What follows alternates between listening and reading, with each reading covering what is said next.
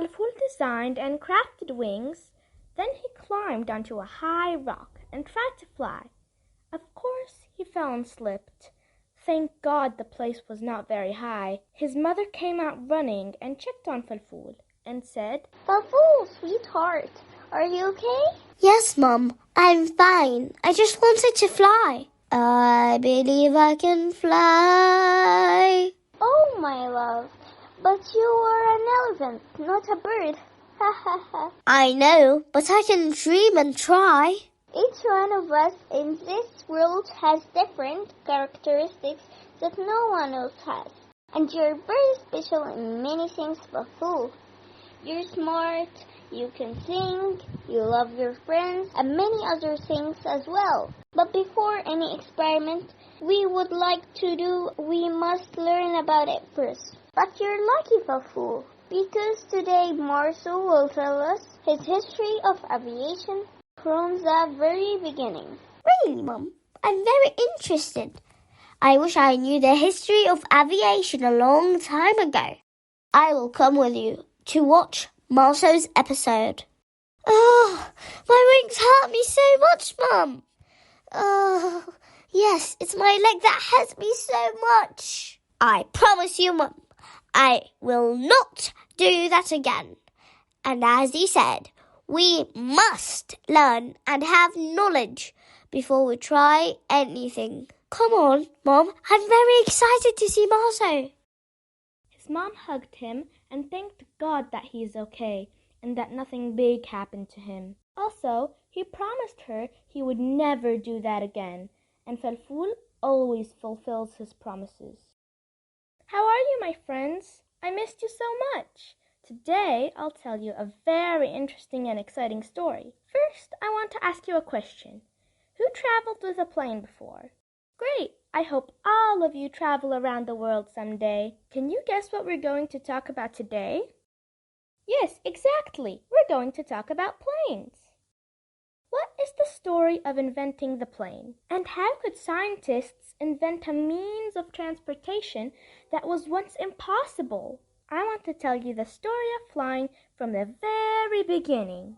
The first person who tried to fly was a great scientist and inventor named Abbas ibn Firnas. Imagine with me, he was a scientist in astronomy and mathematics, chemistry and medicine, and he was also a poet and a philosopher. All that's missing is for him to become a footballer too. Let's go back. Do you know what he did?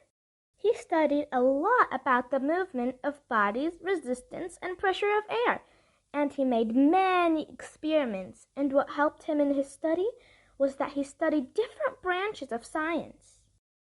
Do you see how useful and interesting science is, my friends?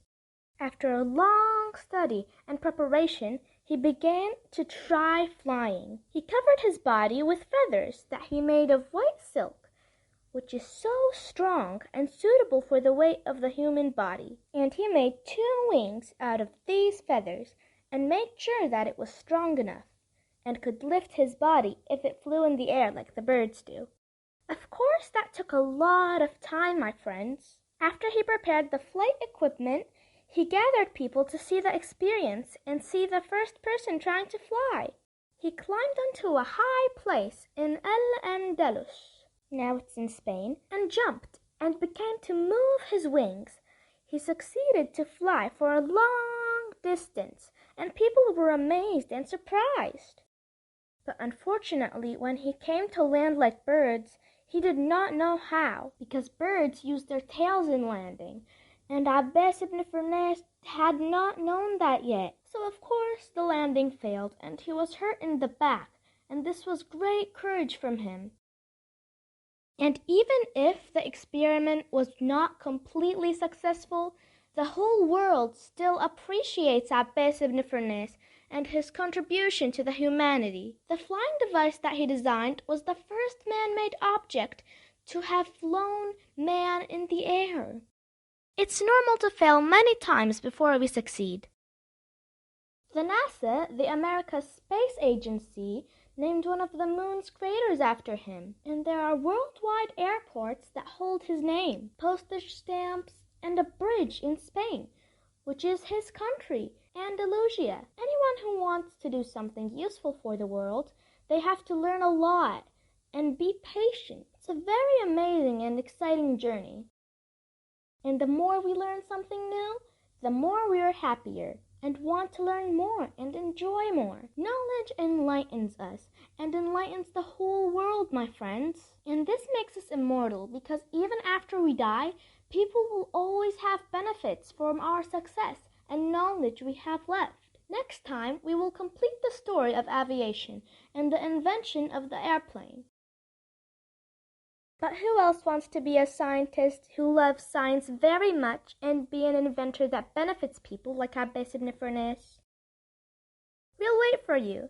Send us your names and pictures on Facebook so that we can share them in our next episodes. See you, my friends!